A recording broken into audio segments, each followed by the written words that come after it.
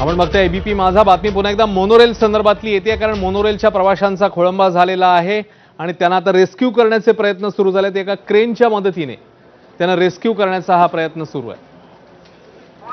भक्ती park आणि Mysore colony दरम्यान हा खोळंबा झालाय। अजय माने आपल्याला ताजी माहिती देत आहेत। अजय,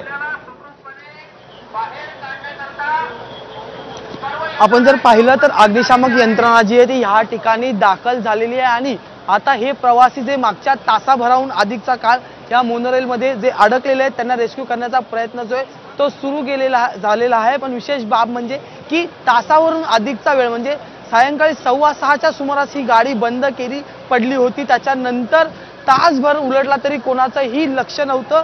माध्यमांनी बातमी चालवली, माझानी बातमी चालवल्यानंतर इथे रेस्क्यू टीम पोहोचलेली आहे। विशेष बाब म्हणजे अद्याप इमर्जन्सी डोर जो आहे तो खोललेला नाही। प्रवासी जे आहेत ते व्हेंटिलेशनसाठी त्या इमर्जन्सी डोरचे जो गॅप जो आहे तो तिथे येऊन बघता एकंदरीत समोर येण्याचा प्रयत्न करतात। वरती अग्निशामक यंत्रणा जी आहे ती दाखल झालेली आहे आणि 4 डबे पूर्णतः गच्च भरलेली ही संपूर्ण मोनोरेल जी आहे। प्रचंड गर्दी या मोनोरेलमध्ये आपल्याला पाहायला मिळते आणि ही सगळे प्रवासी आता मागच्या दीड तासापासून या ठिकाणी अडकून पडलेले आहेत। खोळंबा जो आहे तो झालेला आहे, पण अद्याप त्यांना जे ते खाली उतरवलं गेलं नाही। तांत्रिक बिघाड झाला आणि ही मोनोरेल जी आहे ती भक्ती पार्क आणि मैसूर कॉलनीच्या मध्ये जे ती थांबलेली। खरं तर या ठिकाणी आता 2 अग्निशामक दलाच्या यंत्रणा ज्या आहेत त्या आलेल्या आहेत। क्रेनच्या माध्यमातून अग्निशामक दलाचे अधिकारी जे आहेत ते वरती गेलेले आहेत। पोलीस प्रशासनाकडून जे ती या ठिकाणी जे प्रवासी या मोनोरेलमध्ये अडकलेले आहेत त्यांना संयमाने थांबा, आम्ही तुम्हाला रेस्क्यू करण्यासाठी पोहोचलेले अशा एकंदरीत भाषण जे ते सुरू झालेलं आहे। पण आता आतमधली ही सगळी दृश्य जर पाहिली तर अत्यंत भीतीचं वातावरण आहे। काही प्रवासी काचा सुद्धा वाचवताना आपल्याला पाहायला मिळतात। त्यामुळे एकीकडे पूर्णतः गर्दी आणि गच्च भरलेली ही मोनोरेल जी आहे ती आता भक्ती पार्क ते मैसूर कॉलनीच्या या ठिकाणी अडकलेली आहे। या ठिकाणी पोलीस प्रशासन दाखल झालेले आहे। अग्निशामक दलाची तुकडी या ठिकाणी तैनात झालेली आपल्याला पाहायला मिळते। क्रेनच्या माध्यमातून एक तुकडी वरती गेलेली, दुसरी क्रेन जी आहे ती फिरवली जात आहे आणि त्यांना एकंदरीत कशा पद्धतीने रेस्क्यू करायचं हा संपूर्ण एकंदरीत निर्णय आता काही वेळात घेतला जाईल। इमर्जन्सी डोरच्या समोर आपण जर पाहिलं तर संवाद हा अग्निशामक दलाचा जो आहे तो प्रवाशांसोबत सुरू आहे। कोऑर्डिनेशनचं काम चालू आहे आणि त्याच्यानंतर नेमकं ह्यांना खाली कसं घ्यायचं हा प्रश्न होईल, कारण की ज्या वेळेस हे इमर्जन्सी डोर खोलले जातील त्याच्यानंतर अवघ्या 4 ते 5 जणांना एका वेळी एका क्रेनमध्ये घेता येईल।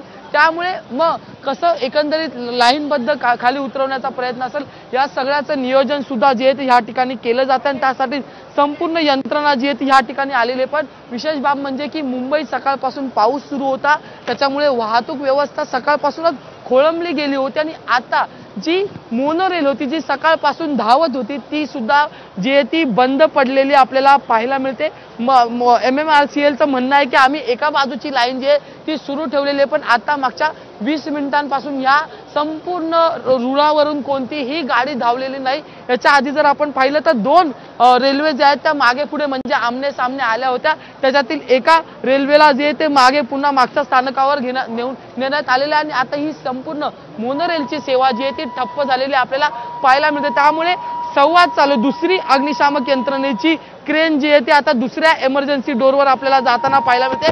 त्यामुळे एका इमर्जन्सी डोरवर एक आधीच अग्निशामक यंत्रणा जी आहे ती पोहोचलेली आणि आता दुसऱ्या इमर्जन्सी डोरवर नागरिकांशी संवाद साधण्यासाठी अग्निशामक दलाचे अधिकारी जे आहेत ते आता आपल्याला वर जाताना पाहायला मिळतात। त्यामुळे एकंदरीत 6:15 ही अडकलेली रेल्वे आता 7:30ची वेळ आलेली आहे तरी अद्याप कोणालाही रेस्क्यू केलं गेलं नाही। त्यामुळे अत्यंत भीतीचं वातावरण आपण जर पाहिलं या ठिकाणी संवाद जो आहे तो प्रवाशांसोबत साधला जातोय। स्वतः प्रवासी जे ते हात बाहेर आलेला आपल्याला पाहायला मिळतोय। हा एकंदरीत संवाद जो आहे तो अग्निशामक दलाच्या प्रतिनिधींशी प्रवाशांचा केलेला गेला। खरं तर अत्यंत भीतीचं वातावरण आहे। आपण जर पाहिलं तर हात जोडलेले प्रवासी आपल्याला पाहायला मिळतात आणि त्यामुळे संपूर्णतः गच्च भरलेली ही मोनोरेल भक्ती पार्क ते मैसूर कॉलनीच्या दरम्यान थांबलेली आणि त्यासाठी आता ह्या ठिकाणी अग्निशामक दलाची यंत्रणा जी ती तैनात झालेली आहे। मुंबई पोलीस प्रशासनाची तुकडी या ठिकाणी जे ती आलेली आणि कोणालाही या परिसरात जे ते येऊ दिलं जात नाही। फक्त आणि फक्त अग्निशामक दलाची यंत्रणा पोलीस प्रशासन या संपूर्ण परिस्थितीत जे ती या ठिकाणी उपस्थित असलेले आपल्याला पाहायला मिळतात। त्यामुळे आणि दुसरीकडे आपण जर पाहिलं तर पोलीस प्रशासनाकडून सततची घोषणा केली जाते की कोणीही पॅनिक मोडवर जाऊ नका, आम्ही तुम्हाला रेस्क्यू करण्यासाठी जे ते दाखल झालेलं आपण जर पाहिलं तर MMRCLचे अधिकारी सुद्धा या ठिकाणी दाखल झालेले पाहायला मिळतात. त्यामुळे एकंदरीत आता हळूहळू जी प्रशासकीय यंत्रणा आहे ती या ठिकाणी दाखल होताना आपल्याला पाहायला मिळते. पण मुद्दा हाच आहे की 6:15 जी एकंदरीत मोनोरेल थांबली होती ती आता 7:31 झालेत, म्हणजे तासावरून अधिकचा काल उलटून गेलेला आहे. तरी अद्याप कोणालाही रेस्क्यू जे आहे ते केलं गेलेलं नाही.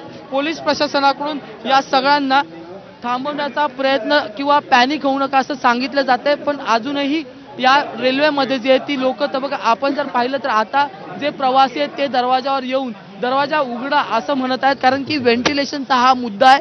संपूर्ण फुल पॅक अशी बंद असलेली ही ट्रेन आहे, त्याच्यामध्ये अडकलेले एवढे सगळे प्रवासी, त्यामुळे ह्यांना कधी रेस्क्यू केलं जाईल आणि ह्याचं नेमकं कारण काय हे कधी समोर येईल हे सुद्धा पाहणं तितकंच महत्त्वाचं असणार आहे. अश्विन, खरं अजय, जसं तू सांगतोयस किती वेळ लागेल अजून आपल्याला निश्चित कळत नाही. आणि त्यात आता रात्रीच्या सुमारामध्ये लाईट्स देखील लावण्यात आलेल्या, आतमधल्या यंत्रणा जी आहे ते आपल्याला